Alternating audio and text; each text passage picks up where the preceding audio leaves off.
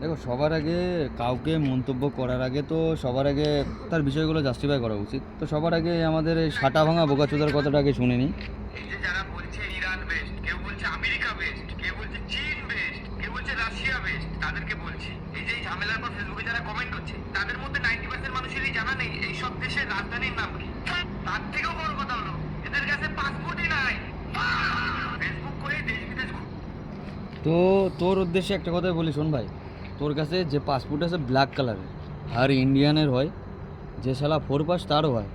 ওরে গার উপরে রেখা থেকে রিপাবলিক অফ ইন্ডিয়া ভসরি বলে আমার কাছে খুদ রয়েছে, 6 কান্ট্রি স্টাম্প রয়েছে পাসপোর্টে, যদি দেখায় পাগলা হয়ে যাবে।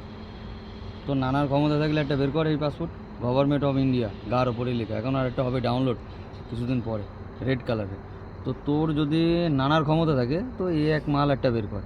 তো কোনো বিষয় নিয়ে মন্তব্য করার আগে না হাজারবার ভাববি, ঠিক আছে? দুখানা পাসপোর্ট নিয়ে ঘুরি আমি, ওকে?